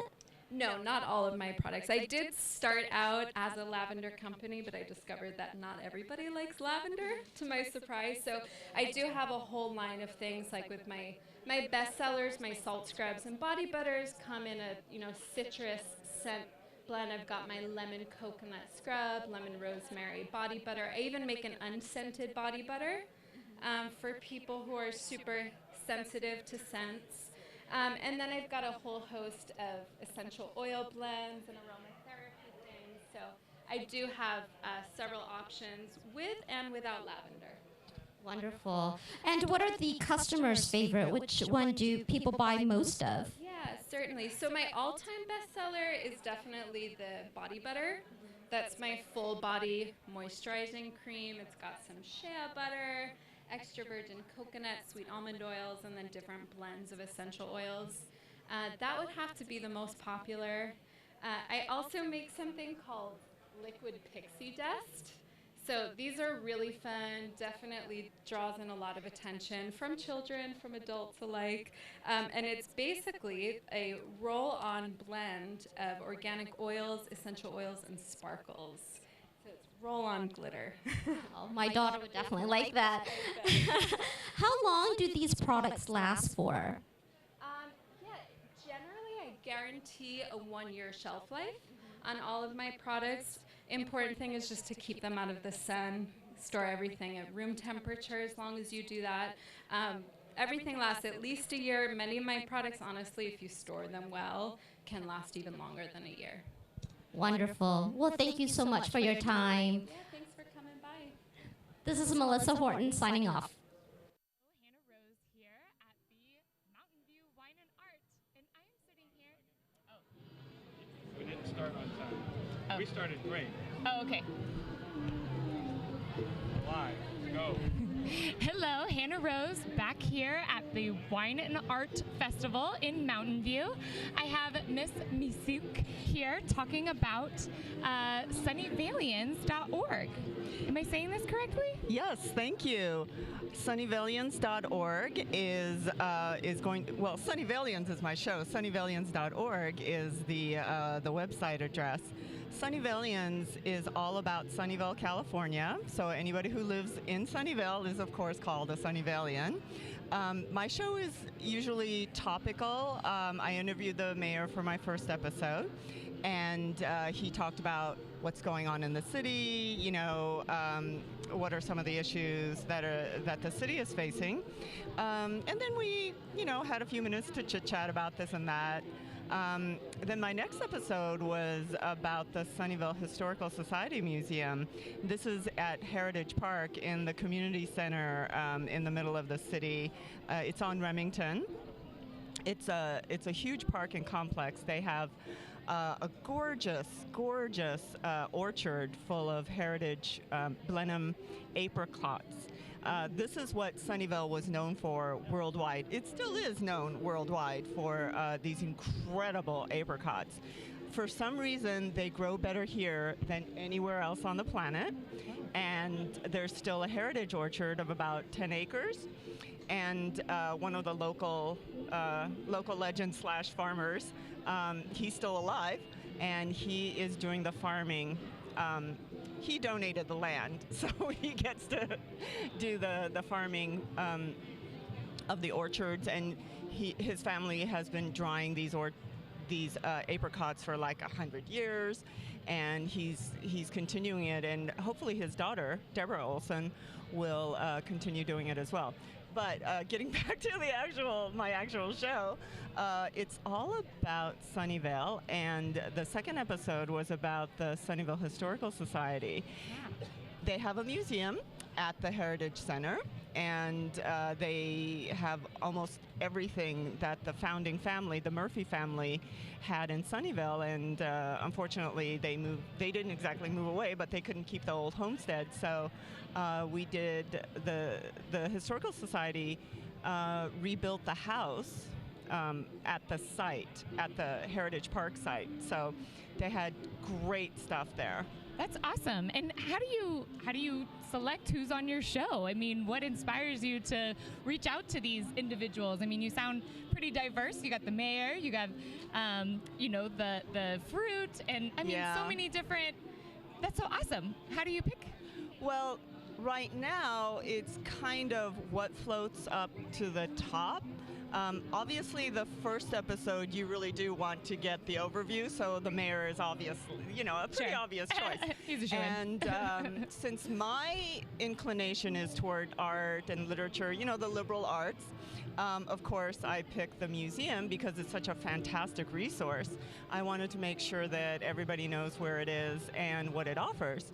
My third episode, which is airing tomorrow at 7:30, it's all about the housing crisis that Sunnyvale is facing right now. So my good friend Gustav Larsson, who's the vice mayor of Sunnyvale, he was kind enough to come on the show.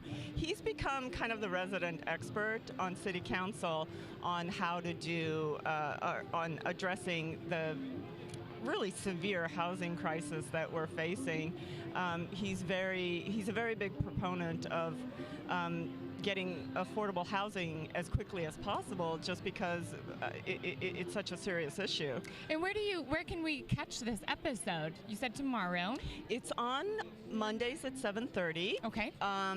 If you're in Sunnyvale, it's on channel 26. Excellent. Otherwise, just go online to YouTube, and it is on YouTube under Sunnyvalians. Sunnyvalians on YouTube. That's awesome. Right. Well, thank you so much for coming and telling us about that today. Thank you. Good. Hello, my name is Michael Horton, and I am with Barbara at A Touch of Glass at the Mountain View Wine and Art Festival. Now, Barbara, how did you get into doing steampunk design? Well, I've been doing it for about 7 years, and my daughter actually bought me a piece of steampunk jewelry at the time, and so I've just fallen in love with it, and we have branched out to top hats and goggles and also some mixed media as well. Very eccentric. And I have to say that is a great outfit. What inspires you to come up with all these designs? I'm just surrounded with a lot of beautiful pieces that I've found. Do you have a favorite? Favorite? I wear my pocket watch around my neck instead of putting it in my pocket because it's just too beautiful to stick away into your pocket. As being at this festival for a while, who buys these things? Have any funny stories of customers? I'm sure there's plenty. probably when we started out 7 years ago, most people would come in and ask, what's steampunk? Now, a good way of describing it would be it's a Victorian period. It's where the steam age merges with the industrial age, and then punk meaning current. It's very beautiful. Thank you so much, Barbara. Hi, I'm René Mendoza. I'm with Marlene Bolaños, and I was with an artist, and she's working right now with one of my favorite movies, The Night Before Christmas. What are you doing right now? If you don't. Painting. I'm finishing up the work right here. I just finished the paint, and I'm doing the final touch-ups to make sure I have a unique piece. Every time I do something, it's different. It's never two alike. It's always a unique item. And I can see that too with your. I love The Night Before Christmas. One of my favorite movies as a kid, and so I see that it's kind of similar, but not the same at all, though. And so different. They're all different. That's why it's hand painted. That's the amazing ability that I have that God gave me. It's a gift, and I enjoy it very much, and I appreciate it when people really enjoy my work. And what got you started in painting, and why The Night Before Christmas? It's my favorite character as well. So I've been doing it on canvas for about 5 years. Actually, I've been doing toll painting for about 20 years. Yeah. So I also see that, not that you also do sports, you do, what got you that? Like, just, is that for fun, or what got you into sports? Customers started asking for sports signs, so I decided to go ahead and start doing that line as well. And I also like to do like different Latino work. Yeah, I see that. Yeah. As a Latino too, I see that. I see you got the cervezas, the carne asada. A good Latino loves carne asada, right? So they like tequila, carne asada, cervezas, and margaritas. Yeah, that's right. So, out of all of these works, which one is your favorite one? I know it's kind of hard, as an artist, it's hard to pick, but which is the one that you just are either never done or just like keep looking over and over again? I think I will do The Nightmare Before Christmas all the time. Yeah, that's my hot item, and I know by different craft fairs that I do, that's what people come back to me because they want to get a unique piece and add it to their collection. Yeah. Personally, I love this one, but my favorite one, I don't know why, it's this one. It's these two actually. It's a classic Santa Claus, and so what got you into this movie? Like, my kids. When they were little, I think that's one of the favorite movies that in their old times, and that's when they started watching it, and they liked it more and more, and the more they like. And I realized I'm going to start doing some work to decorate the room, so that's how it started. Did you see it in theaters or did you see it on video? Video, not theater, just video. No, I saw it in theaters. I'm like, so this movie was the premiere I saw more than once in theaters because I just love it so much. We watch it at least 4 or 5 times a year, and during Halloween, I think we watch it almost every week. So what else? Okay, so what other movies do you do besides Night Before Christmas? Like, I see this is the Book of Life right here. That's the new one, the Book of Life. I just barely started doing it because I know a lot of people are into Dia de los Muertos, and that's actually one of the side rhymes that I'm looking for, is doing Dia de los Muertos as well. I don't know if you noticed my job here with Sally, it has the Dia de los Muertos inside of it. I saw that, yeah. Yeah, so on this one I'm working as well with the Dia de los Muertos, so that's going to be another unique piece. I like it, and it's really, really beautiful. I hope you come back next year because I do want to grab one. I can't this year, but hopefully you come back cool. So thank you for your time, and thank you. Hopefully you have a great day. All right, thank you so much. And back to you guys at the truck. This is Charleston Pierce, and we're live at the Mountain View Art and Wine Festival 2017. It's my pleasure to introduce to you the one and only Lonnie Gary. He's here. He's a busy man. We know somebody caught him, and because he's really from Chicago. People from Chicago are always on the move. Good to meet you, man. It's a pleasure. Good to meet you. Chatting with you for a few seconds. Can you tell us about your role here at the Art and Wine Festival? Sure. So I'm the board chair for the Mountain View Chamber of Commerce, and we're happy to have this festival every year here down on Castle Street. Awesome. And so there's many vendors here. There's wine, there's art, there's a band. What's your favorite? What out of all the entertainment, what's your favorite? What does it for you? Well, for me, it's the artists. Everybody that comes down, they really like the artists. They really enjoy the different variety of things that they can look at, and so that's what does it for me. But we have everything, as you said. We've got the sports going on. Yeah, I We've heard got there's the bands going on there's behind some us. kind of place I can go watch some football here, right? Football. We've got great food. So I know you're from Chicago. Are you still a Bears fan or a Niners fan? Did you transition over or what? I've transitioned. Okay, I'm sorry. I'm a Niners fan. I've been here enough years to really. When we used to be really good, right? Oh yeah. Joe Montana, yeah, Jerry absolutely. Rice. That was the team. Oh my God, those were good old days. But then again, I'm a Chicago fan because of Michael Jordan. Michael J. Took Chicago to new heights. Absolutely. And it must have been special for you guys. Absolutely. What brought you to Mountain View? Well, the great weather. Mountain View. It's getting cold in Chicago, right? Chicago has its seasons. Mountain View is beautiful, beautiful town, beautiful weather. And the thing about this fair I think is really cool, it's free admission. It doesn't cost to come. The fair is totally free. Like I said, you get great choices of art and music and food. You can't beat this. This is the 46th annual event for us. So we've been celebrating downtown for those years. That's awesome. So what's the takeaway for you? Like, what does this event do to you to inspire you to keep on being a part of it? Well, this is the biggest fundraiser for the Mountain View Chamber of Commerce. We use the money to sponsor scholarships, nice. The Mountain View Scholarship Program. We use the money for promoting the businesses in the community. So it serves a very good purpose, and that's why we're all a part of this. We have great volunteers helping. Great. Well, that's pretty positive. I like when you talked about the community. Sometimes there's a lack of support, acknowledgement. Do you have programs that cater to low income? Well, we support, so one of the chamber members is Community Services Agency, and we support Community Services Agency as a longtime member of the Chamber of Commerce, and that's one of the ways that we help the community on the poorer level, yeah. And it's pretty interesting. That's great.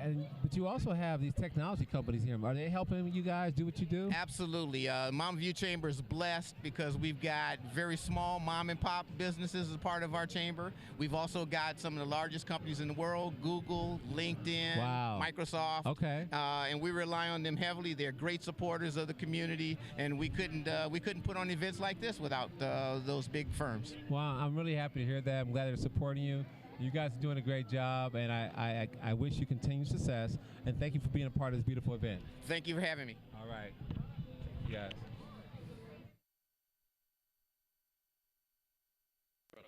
Jason Reynolds. I am.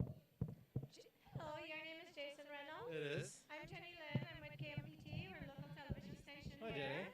And today we're just getting people's stories, and you have one to tell us. I do. So my name is Jason Reynolds. I own JinkSpot 3D Printing, jinkspot.com, and we're a 3D printing as a service business. So if you have a 3D model that you'd like to print, we can do it for you, and our turnaround time is about 24 hours. So I've been doing things for local students, both at Stanford and small, medium-sized businesses. I've printed for Tesla, Google, Facebook, all the major players, and quality is great, and I love to do it. And I'm doing it out of my garage. Can you do some complimentary 3D printing for KMVT? Absolutely. Good. It's on camera. Of course. You will do complimentary. Complimentary. Printing for KMVT. Well, of course. My pleasure. Where would we find you? Jinkspot.com, and my phone number is 408-838-0490. So tell us, how did you start doing this? I've been doing it for the last 4 years. I was introduced to it in college in 2009, and I fell in love with the technology. I think it can do a whole lot for the people, communities in general. I think it's fantastic technology, and it's very accessible, more than people realize. I even do classes at Mountain View Library, Santa Clara Library, and San Jose Library. Maybe you should come and do some at KMVT. I would love to. Because it's your local television station. Of course. So, before I go, do you have anything on you that you have printed that we could see? I didn't print this, but it was printed, and I met the CTO, very nice guy. There's a company called Feetz, F-E-E-T-Z, and this is a fully 3D printed shoe. Are you serious? Every bit of it. This was printed? Except for the insole, everything was printed, and it's exactly molded to my foot. They did a few scans of my foot, they took the exact measurements, and every shoe is exactly molded to every person. Wow, and this way you can't damage your feet. Exactly. But they look good in the women though? Absolutely. They have women's styles, men's styles, whatever you like. I am so impressed with what you're doing. Thank you. Do you have a card to give us? I do.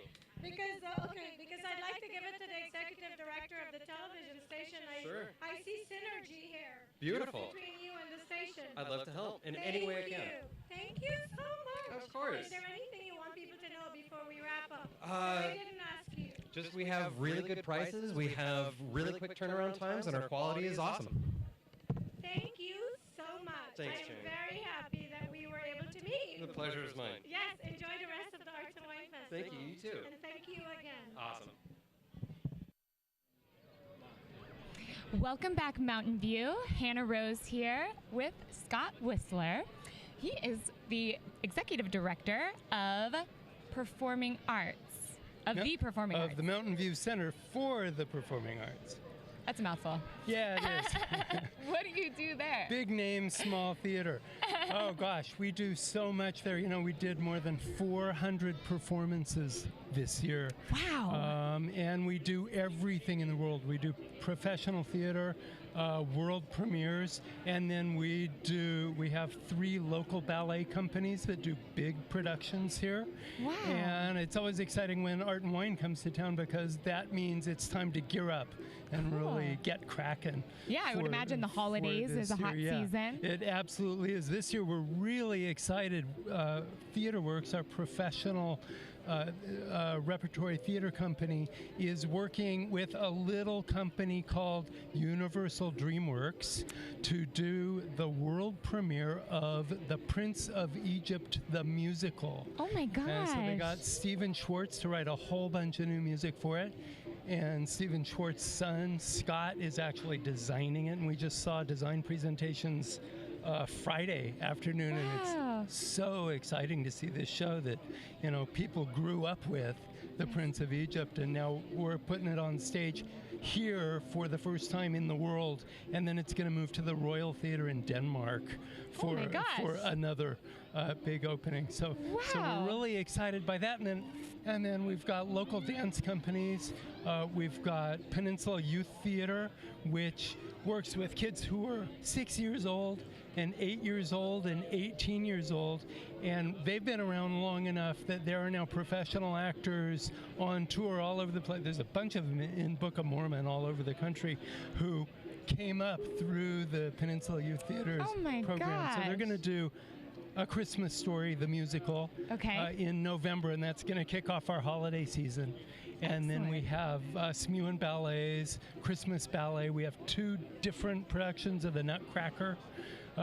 We have, Schola Cantorum, the local chorus, is going to be in a couple of times in the year. I would love to be a fly on your wall just to watch all of these performances Well, you don't have on. to be a fly. You can just buy a ticket at mvcpa.com. Perfect. And every show we got coming is there at mvcpa.com. So Excellent. we hope everyone I will come see definitely it. be checking it out, and I hope everyone watching will too, because man, that sounds like a great holiday season to me. It's going to be.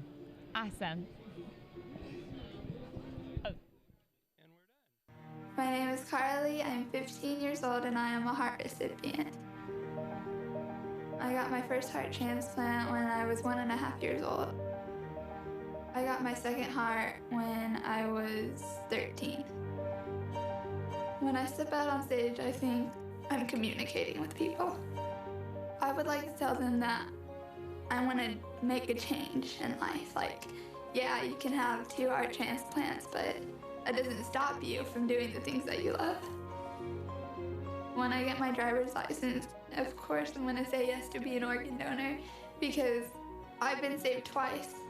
So who says I can't save somebody else? It's just the beginning of a new story. This gift of life was made possible by an organ donor. Imagine what you could make possible. Learn more and sign up as an organ, eye, and tissue donor. Go to organdonor.gov. Hello, my name is Michael Horton, and I am with Stuart at Stuart Radcliffe Drawings at the Mountain View Wine and Art Festival. So, Stuart, how long have you been in this business? About 4 or 5 years now. Whoa, how'd you get into it? I graduated college without any employable skills, and fortunately I was drawing on the side and went with that. That's quite a feat. I see all your drawings have this sheen to it. What inspired you to put that there? Well, these are sort of botanical illustration inspired drawings. I also do the night scenes. Yeah. So what inspires you when you come up with these drawings? Gosh, that's hard to say. Definitely inspired by nature and insects and plants. I can see. Do you happen to have a favorite? I don't like any of them, actually. Actually, I don't like any of them. You are funny. Thank you so much, Stewart. Recuerdo el momento. Nunca olvidaré el momento. Ese momento. Fue un momento que cambió mi vida. Había estado entrenando con ellos durante meses, hasta que llamaron a nuestro equipo por primera vez. Era la hora de la verdad. El incendio se acercaba peligrosamente a las casas. En ese momento, realmente entendí la importancia que tiene la guardia para mi comunidad. La guardia puede ser una parte importante de tu vida. Visita nationalguard.com. Hey guys, I'm Charleston Pierce. And Hannah Rose. And I'm Rachel. I'm Izzy. And these are the future stars. Woo! And they were dancing. Let's see those dance moves again. I know you guys are not shy. So, tell us about what you guys been doing today. So we have been playing, we have a band, we're high school students, so we've been playing for our high school's choir department. What high school? Mountain View High School. Woohoo! Woo! I'm actually not in the choir, but I'm in a band with her and this one other girl, and so yeah, we're playing with them today. Do you play an instrument? Yes, Which I one? play bass and various forms of percussion. Bass? You go, girl. And then I play guitar and banjo for the most part. Yeah. Awesome. The banjo, that's a good one. Different, unique, I like it. So right now we're listening to Hawaiian music, luau. I'm getting this kind of vibe. Yeah, so every year at the Art and Wine Festival, the Mountain View High School Choir Department, we have a shaved ice stand. Nice. And so this is our entertainment section. So to help draw people in, and then also we have a donation box. So they need some money. They want money, okay?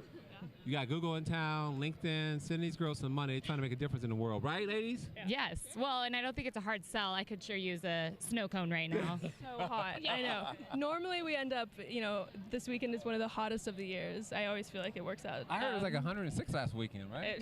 It feels like it. Right? But it's got a nice breeze, so we're thankful for that. But you guys play other music as well. I heard variety and banjo. So we play mostly folk music, kind of folk indie rock, folk. Yeah. Indie, But what's your favorite? To play, probably folk. Okay, Especially cool. when she whips out the banjo, it's the best. Oh, okay. So how did you two meet?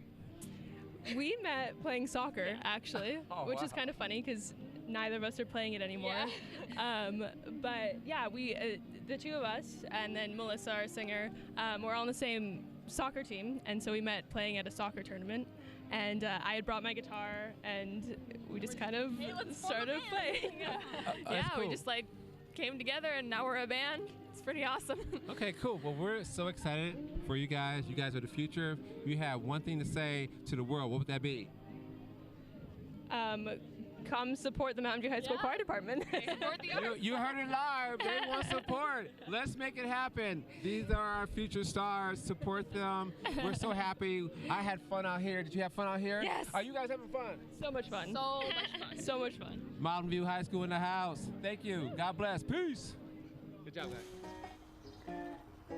Lazy bones, loafing through the day, always seem to find the easy way, moving like you roll this way.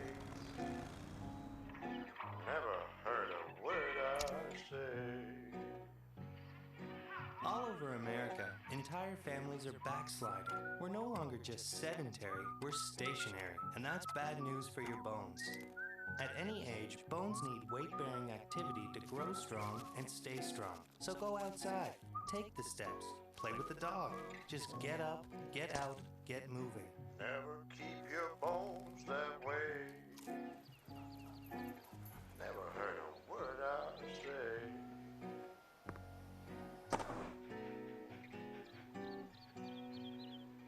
a public service message from the American Academy of Orthopedic Surgeons. Come on over here, bro. All right, live. Hi, this is Charleston Pierce, and we had an amazing time today, me and my co-host at Mountain View Wine and Art Festival 2017. And we just want to say thank you, guys. Keep supporting, keep coming back, tell a friend, let's make this bigger and better. What do you think, Hannah? Oh, absolutely. I was truly inspired talking to everybody in this community. It's so beautiful to see everyone come together and really shine and help each other out in such a beautiful way. It's hot out here, but everyone is here having a great time. So this is awesome. I'm so grateful to be a part of this little family and production. It's been great. I agree with you, and we hate to say goodbye, but we're going to say goodbye. MIC, see you real soon. KEY, why? Because we like you! Woo, Mountain View. That's awesome.